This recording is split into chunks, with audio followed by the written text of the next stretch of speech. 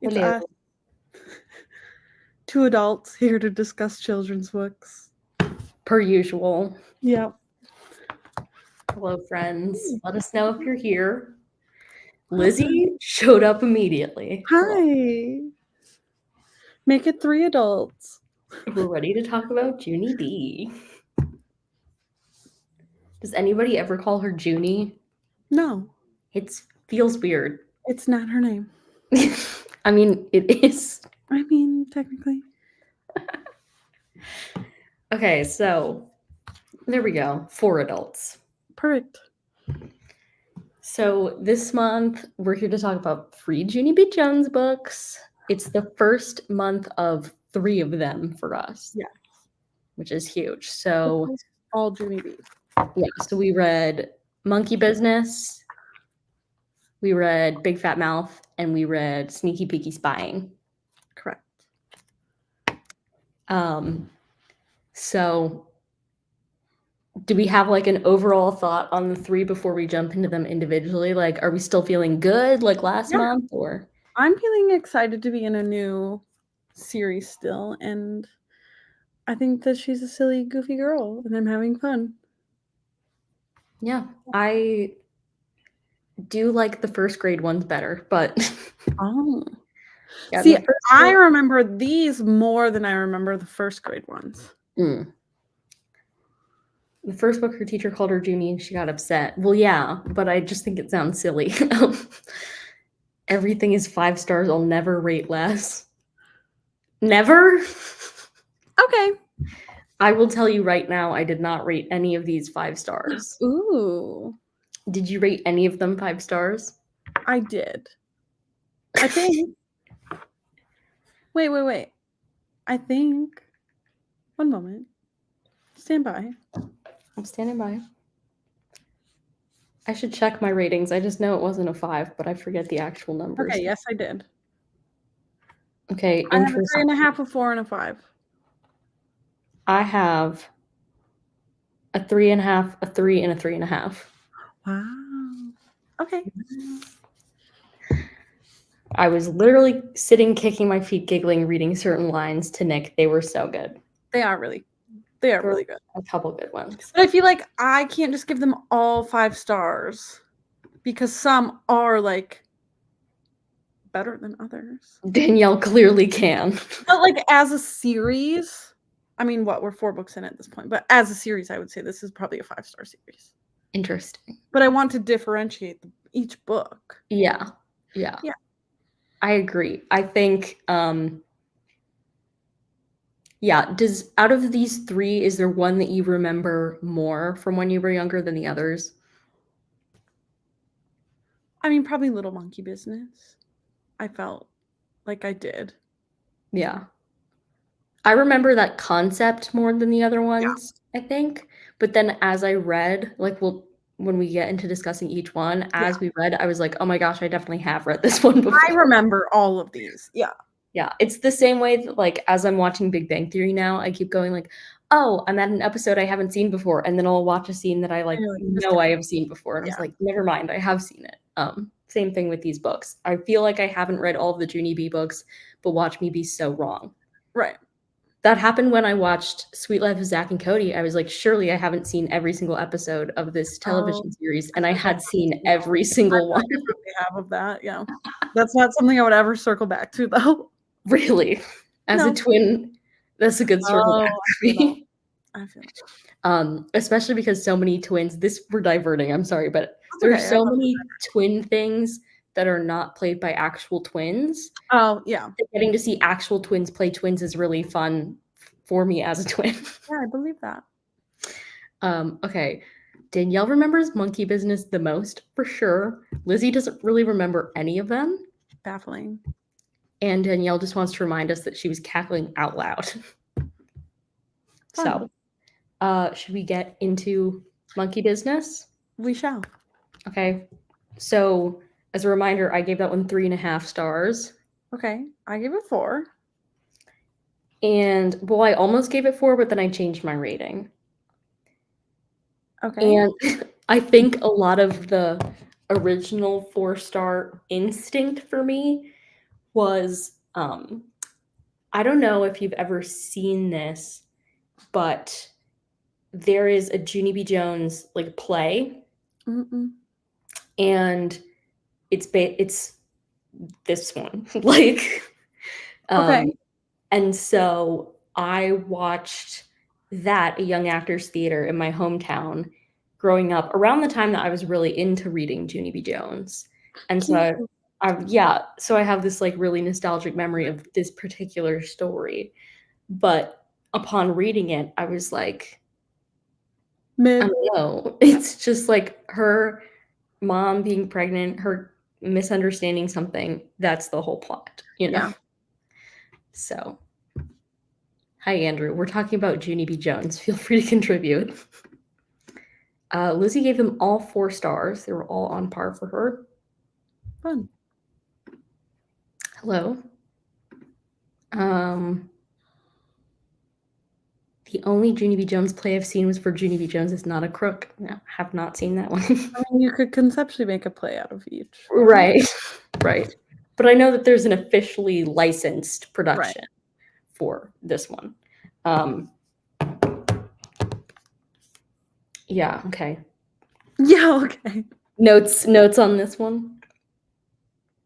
I tabbed stuff throughout that I thought Yeah. was funny. Do you have anything in chapter 1? I don't. Great. Neither do I. Chapter 1 was apparently not hitting. Was they're having a baby. Yeah. Which I did think it was interesting, though, how far along her mom was before they seemed to introduce the idea to Junie B. It did seem like it was like, okay, I'm gonna have a baby in 2 weeks. Right. We're like, with you, even though Mabel was younger than Junie B, you introduced the idea, I feel like, sooner. Yeah, right away. Mommy has a baby in her belly.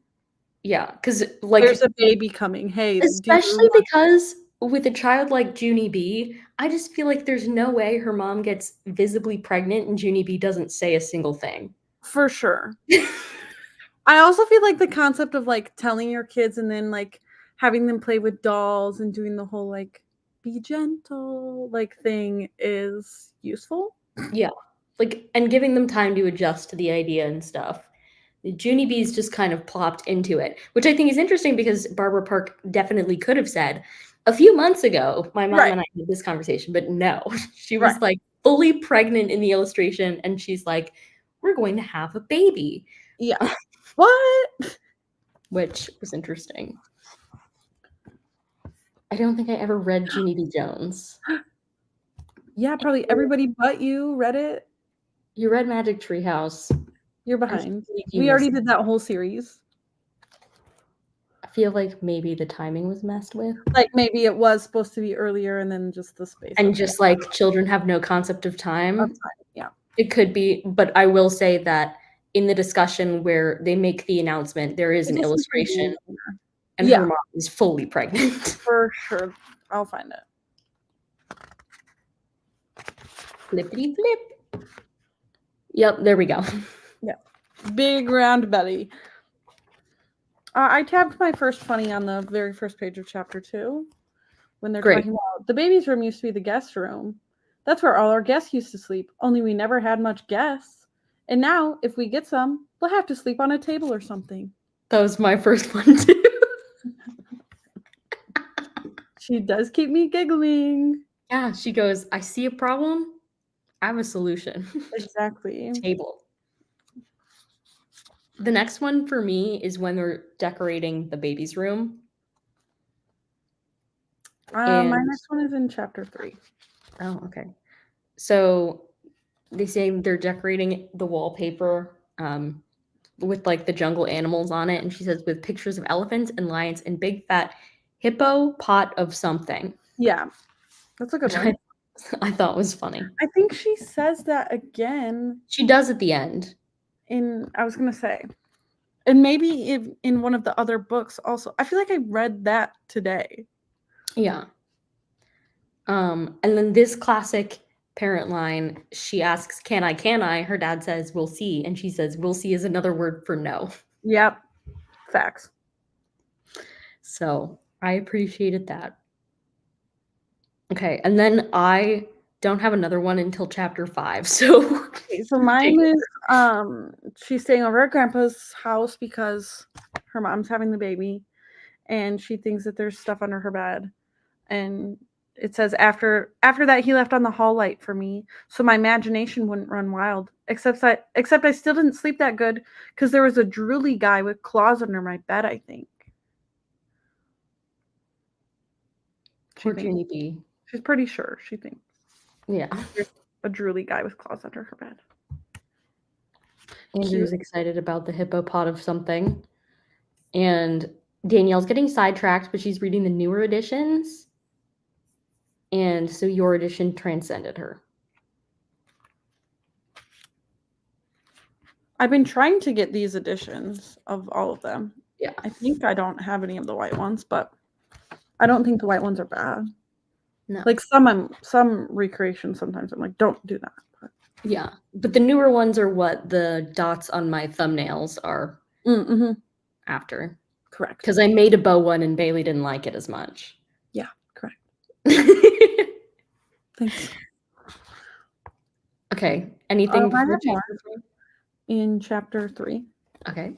I just had to dog ear these because I didn't have my tabs, so every time eventually I get to tabs, but I have to look at what I thought was funny on this page.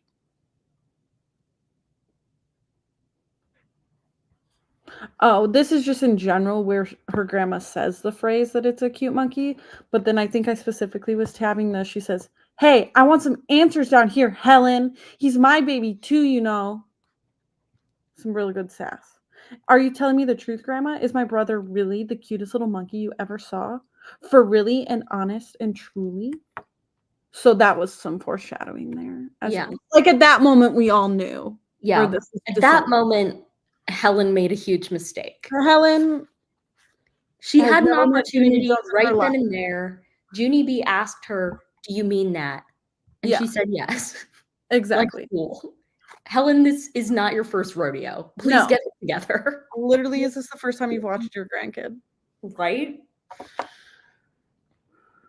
Okay, next. Mine's quite a ways up now. You're probably next. I'm in chapter 5. Yeah, I'm in chapter 5. Is it about Ricardo? Yeah. Then Ricardo smiled at me, and so he might be my boyfriend, I think. That's not what I did, but mine shortly after that. We already know that Ricardo's her boyfriend, she thinks. Mine is way dumber than that. Mine's on page 36 in chapter 5.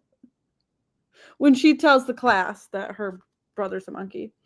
Then this boy named Ricardo, who has cute freckles on his face, said, "Monkeys are cool." You're right, that is a dumber one. I also highlighted in that chapter when she had said, "Then Ricardo smiled at me, and so he might be my boyfriend, I think." It continues, "Except for there's a boy and roommate who already loves me." What? I missed that. I must have. She says, the very last part of this chapter is, "Then I waved goodbye to my new boyfriend, Ricardo."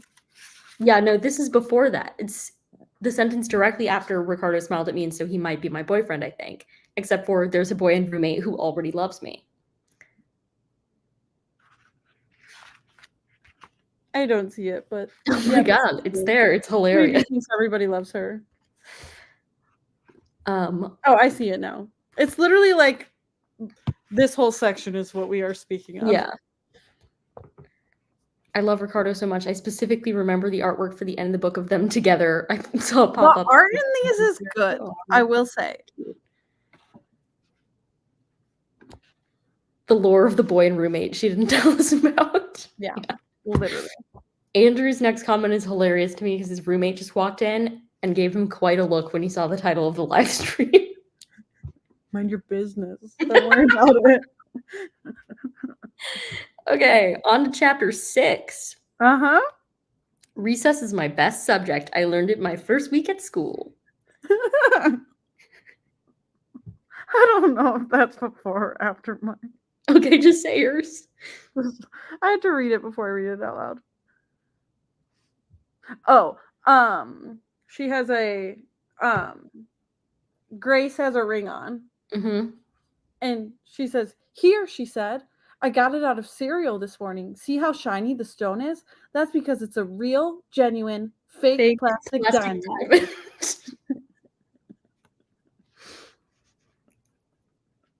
Cute. And the bestie gals are so cute. The artist does a great job with expressions. The pictures really feel like they have come to life. We know what Junie B looks like. I will also say that for when these are published, Room 9 do be diverse. So yeah. Thank you, Barbara. Speaking of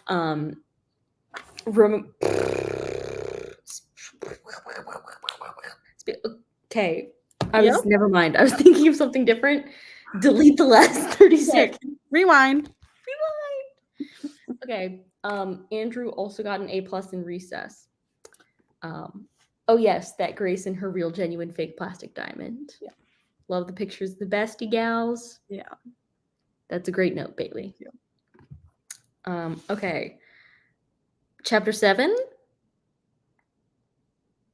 Where is mine? Where am I? Who am I? Yep, I got chapter 7. After this picture. Okay. I have to read it first. Okay. I have no idea why I highlighted this. It's not that good.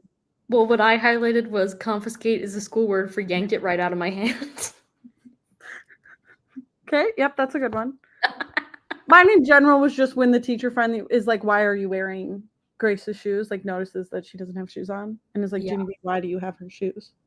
Yeah, and Grace starts crying. Yeah. That's a sad scene. Yeah. Junie B is a bully. I'm saying it. I mean, she wants to beat up Jim when she's hiding in her sweater. Yeah. The pictures are good. Okay, Danielle says, "I'm a Junie B defender in this book," and then got mad when I called her a bully, but she literally says she will beat up Jim.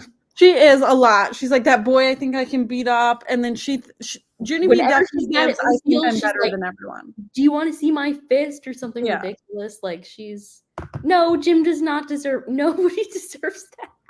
He didn't do anything. But the girl started offering her stuff. She was just making it fair. Yeah, no, right. She's also like, "What else can you offer me?" Right. No, she knew what she was doing. Yeah. She was being mean. Okay, my next one's in chapter 9. Okay, I didn't tab anymore. Okay. It's actually about Jim. Because she screams. Speaking of. Because she screams, let me click on it so I can see the whole thing. "How would you like this up your nose, you big dumb Jim?" I hollered. Then Principal frowned at me, and so I smiled. "I hate that guy," I said nicely. There's something in the last book that cracked me up so much on Grandparents' Day, but we'll get there. Okay. And then I just tabbed one more thing for this book. They had talked about other sayings. So Lucille had talked about like couch potato. Oh, yep. And then they apologized to Junie B that her brother's not actually a cute little monkey. And she says, "Thank you, Lucille. I'm sorry that your daddy isn't a real potato too." Period. A respectful queen. End of book. Okay, let me catch up on some of these. I stand by it. Okay, Nene Jim sucks, bro. You clearly have some like unresolved issues. Childhood trauma. Little boy. Yeah, I was thinking that too. And yes, it started with the girls offering stuff, and then she's pushing. Yeah, at first when they just offer her, what else do you have to offer? But then she even, once Grace is like, "I don't have anything else," she's like, "You have shoes." Yeah, like she's. I would die for this girl.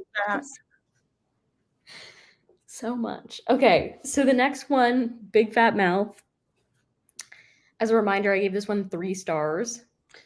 I gave this one 5 stars. Okay. We know Danielle gave it 5, and we know Lizzie gave it 4. So that's good. Oh, she does say, "On a darker note, having that one boy that constantly bullies you and torments you do be leaving scars." I feel like Jim, at least at first, wasn't doing this. Like I do feel like he eggs it on. Oh yeah, but like she starts as the aggressor from book 1. Yeah. She doesn't handle herself about it like well. Okay, so quite a few tabbies in this. Okay, great. It's so in this one, the general concept is that tell me the general concept again. Well, to me, the general concept is that they're going to have the dress up as. Oh, yeah, the like career day. Yeah, great. Yeah, I don't see. I already forgot that. Great. I read it today, so yeah. My first tab is in chapter 2. So do you have anything in chapter 1? I do. Great. Hit me. Let's see what that is. Oh, yeah, this. Yeah, only guess what? I don't know what I want to be when I grow up. And so that means I can't come to school on Monday. And now I'll probably flunk kindergarten. Yeah. She's real for that one. Yeah. Every part of that sentence is real. I don't know what I want to be when I grow up. I can't come to school, and so I'm going to flunk kindergarten. Yeah. I mean, math was mathin'. Danielle does say that if Junie B was in her class, she would hate her so much as a teacher. Yeah. Yes. And I am often thinking, like, it's going to start more in the 3rd book.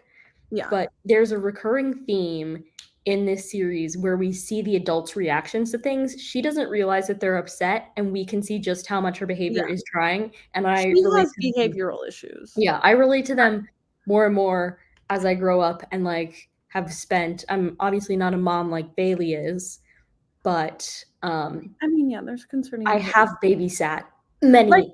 I feel like a lot of the critiques of the series from people is that like you don't want your kids to act like how Junie acts, and there is a lot of even like the way she talks. Like she does call a lot of stuff dumb, and like she says stuff that I won't want my kids to say. Yeah, but I think also the truth of the matter is like it's a good series for this is a silly thing that a kid would say. Like if it's not something that you have to deal with, like giving the behavioral consequences for, kids say really funny stuff. So even sometimes you'll tell me something that happened, I'm laughing at it. You're clearly this is the worst day of my life. I have to deal with this. Right. And I'm like cackling maniacally in the background. Oh, it's hard for me not to laugh sometimes at like the stuff Mabel will do to Betty or like but like it's naughty. Yeah. Oh, Andrew says, I think that's probably because Junie B is honestly a bit of a B word. Yeah. Please don't cancel me. Okay, so that was your chapter 1 note. Was that it for chapter 1? I have something at the I have something at the end of chapter 2 that you probably also highlighted, but we'll see. Okay, the thing that I highlighted in chapter 2 was said my bestest friend Lucille that I hate. Oh. I remember that, but that's not the one I have. I think mine is before that. Mrs. is saying that maybe some of us might like to dress up like dentists or police officers on job day. And Junie B says, yeah, only what if you don't like drunk guys or bloody teeth? Real. Yeah. Danielle says she can relate to Junie B so much with just like feeling overwhelming emotions. I mean, that's what it is to be a young child, right? Like you don't know how to deal with your emotions. No regulation. Yeah. Even nowadays, it's literally squeal of excitement, like throw tantrums over minor inconveniences. Like that's what growing up, that's what you're learning. Oh yeah, you still feel things very deeply as an adult. You just deal with them differently than you do as a child, theoretically. Hopefully. Well, most people, we hope, learn that skill. Right. Especially in like public places. Like Junie B does things that like an adult shouldn't do in public, you know. Like we would claim that this is probably like some kind of like ADHD coded. Right. Or like, which there's nothing wrong with, but she just needs different tools. And I think that's a lot of like what is discussed in this is like adults explaining the things that she's missed. Right. And like shout out, just to get a little ahead of ourselves in this book in particular, shout out to the janitor. Yeah. Really. Who clearly knows how to handle Junie B, unlike some other adults. That's our janitor. Yeah. He's great. Love him. Okay. My next one is in chapter 4. Oh, what? Mine's in chapter 3 when... Okay. First, Danielle has something in chapter 2 when she headbutts Jim's stomach and is like, and I didn't even get caught. Grace breaks the news. Mickey isn't real silly. He's just a mouse suit with a guy inside. And so just then I felt very sickish inside of my stomach. Yeah. Because I didn't know Mickey was a suit. That's why.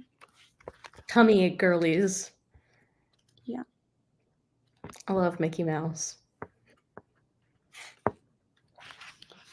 I have another one in chapter 3. Okay. Oh, and some name calling. When Jim says Goonie, he said, Goonie B. Jones. There's no such job like that in the whole entire universe. Goonie. Yep. Goonie B. Jones. Okay. This is exactly what I was thinking, Danielle, about how at the end of the book, she then circles back when Grace comes dressed as Minnie and Junie B realizes she hadn't made the connection. And I'm not sure that by the end of the book, she knows that like Donald Duck, Goofy, all of them. right? Everybody is, yeah. When she said Disneyland is a fraud. As a person in Florida, I said, you mean Disney World. Yeah. Okay. Is that it for chapter 3? Yep, I have some in chapter 4. Okay, I have one in chapter 4, and it's she had a migraine headache, I think. Yep. Mine is just probably more of a me thing that nobody else probably highlighted when Junie B woke up the baby and her mom just says, it says, great, said mother, very growly. Like, yeah, felt that. Yeah. Junie's, yeah, only sorry, but I'm upset here. Yeah. Okay, and then I have, talking about baby Ollie. And he's not even interesting. He doesn't know how to roll over or sit up or play Chinese checkers. He's a dud, I think. Yeah. Okay, now I'm in chapter 5. Yeah. Danielle agrees about the Chinese checkers. Exactly.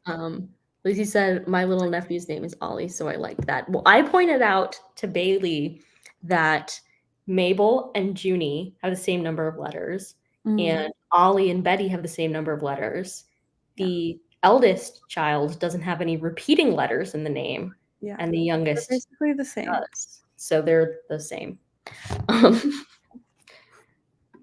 She then very aggressively killed an ant with a rock for biting her. Yeah. Like sometimes she gives like... It's so realistic how kids act. I'm telling you right now. Yeah. Okay, I don't have anything until chapter 8, so go off. Don't mind if I do. Pacifiers are what babies like to suck on, except I don't know why, because one time I sucked on Ollie's and it tasted like my red sneakers. Yeah. Which I love for so many reasons, not the least of which being that she knows what her red sneakers taste like. Exactly. She's admitting that she has tasted her sneakers. Yeah. And then they're looking for the pacifier in the couch and stuff. And she's saying, you can find some good stuff under there. This time I found 3 Cheetos and a popcorn. They were very delicious. Once again, admitting she ate those. Why would she not admit that? Right. What chapter is this, do we think? Chapter 7. Oh. When they do the Pledge of Allegiance. So she's saying, only first we had to take attendance, and then we had to say, I pledge allegiance to the flag of the United States of America and to the republic for which it stands.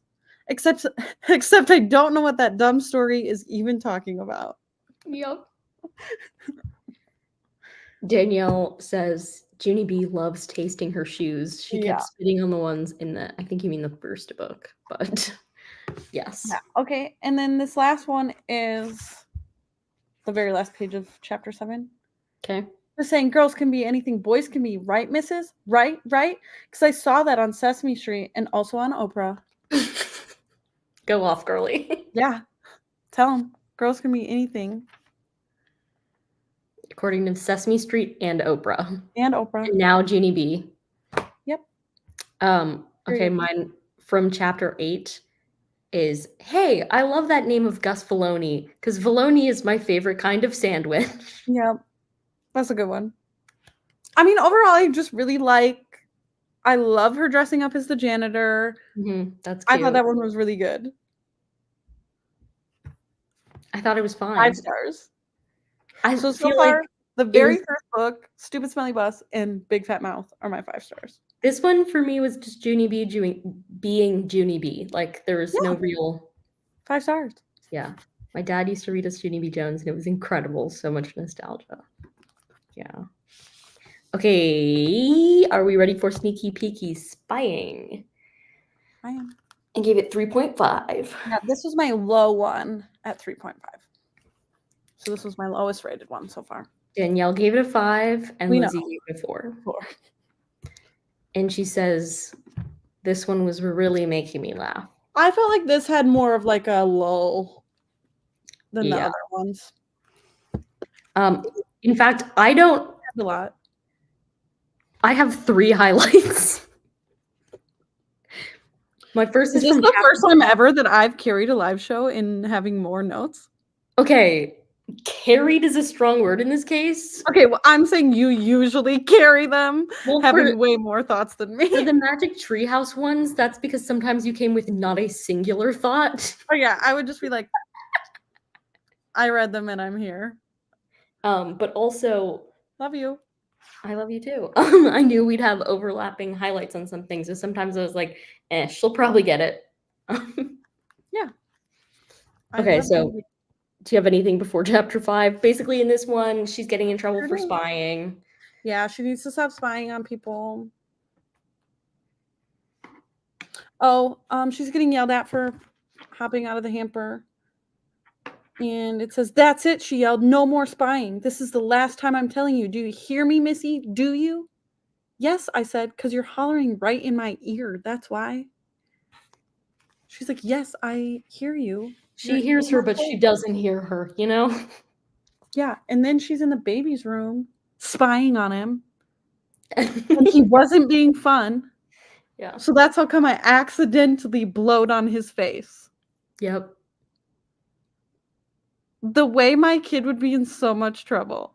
And then that doesn't work. If she went in and blowed on the baby's face. No. And I tickled his nose with a ribbon. And I shouted, yeah, wake up in his ear. Okay. Much like Junie B, Andrew is bullying people. We'll call him Meanie Jim from here on out. Meanie Jim. Whenever Grace tries to say something and Junie B is like, you can't do it as much as me. Sorry, babes. Danielle laughed so hard. And I accidentally screamed in his ear. And then Lizzie says, I love that she's realizing her teacher is a person and lives somewhere. Yeah. Good concept. Throwback to when I took one of my 3-year-olds to the bathroom during ballet class and she asked for my toothbrush once. That's incredible. Thank you. That's how you live there. Right. Yeah. Oh, teachers have to keep their house a secret or else kids might go there and throw rotten tomatoes. Yeah, only I don't want to throw rotten tomatoes, Lucille, I explained. I just want to hide in her hamper, and that's all. Like, that's not so creepy. I just want to hide in her hamper. Okay, Junie B. End of chapter 3. Oh, I highlighted this. I understand why nobody else did. And I called Mother the name of Pewy Head because Mabel's definitely a stinky butt, poopy butt, PU name caller. So that's just a me thing. My next one's not to the end of chapter 6, so. Danielle has to interject and say that Junie B says she always erases too hard, it leaves a hole in her paper, and that's such a mood. Yeah. I think it depends if you have a good eraser or not. Yeah. Okay. Okay. Where are you now? My next one's not to the end of chapter 6. So so in chapter 5, they're in a grocery store and Junie B is watching people And she says, and also the kind of vegetable named zucchini. Yep. Words are hard. She mishears a lot of things. Like her bologna sandwich.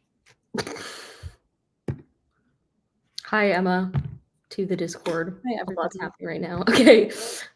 What are we imagining, Danielle? Also imagine. Yeah.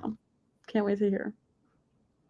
Okay, hit us with chapter 6 in the meantime. Okay, end of chapter 6, after she already slips out that her teacher was doing stuff, and then at the end of it, she says, then I squeeze my lips together very tight or else my secret might slip out. Only guess what? I think it already did.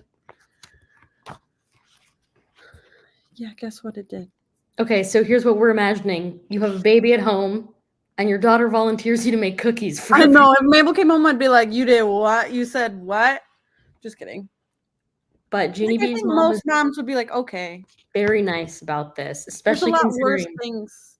Yeah. The kids could come home. She was like, frankly, there are worse notes you've come home with. Yeah, for sure. My favorite Junie B bit is when she says roosters will peck your head into a nub, and that's why farmers were mad. You're spoiling future books. Okay, were you in chapter 6? My next one's not till chapter 8. Same. Okay. Should I go first, or? Sure, because I'm guessing it's the same thing. Okay, so she gets called to the principal's office because she's admitted to spying on her teacher. Mm-hmm.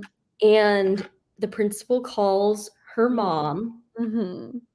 And so she's talking to her mom, and it says, then mother said she never wants to get any more phone calls from the principal. Did I understand? Did I? I looked at the principal. Mother says not to call her anymore. Yep. That was the same one. Mother says not to call her anymore. Then mother did a loud groan in the phone, except I don't know why. Like, oh, it's not what I said. Danielle did get sad seeing her keep the secret in, and then Lucille telling her that her head would explode. So she goes to the nurse and gets a Band-Aid for her head that will explode, and that's why she gets sent to the principal. But okay, yes. Then the best line of the whole book, Danielle, you ready? When Mimi Jim's grandma's there, and he didn't even hug her back. I tapped on her. I will hug you, I said. And so then me and her hugged real tight. I hate your grandboy, I said very sweet. Can you imagine somebody being like, I hate your kid, by the way? Like trying to be nice. I hate your kid. Yeah. My personal favorite is that she's mad because I got there too late to sing My Country 'Tis Thee, Sweet Land of Liver Free, which is my favorite flag song. That was a good one. It was. Those were all my notes. Yeah. Period. This was so fun. I'm loving Junie B. Barbara Parks, say her name. Yeah. Rest in peace. Is she dead? Barbara Park? Yeah. Oh, sad. He is Meanie Jim. It's literally just shitposting, but in a book. Yeah. I mean, where is she now? How old is Junie B now? She probably is shitposting somewhere. So true. Well, the first one was published in, was it 92? I don't know. I don't have the first one in front of me, but the second one was published in 93. So. Okay. So Junie B's older than me. Yeah, Junie B's like 30. Oh my god. Oh, way older than that. 35? Because if she's like 5 in 92. Yeah. Oh dear Lord. She's Junie's probably a grandparent.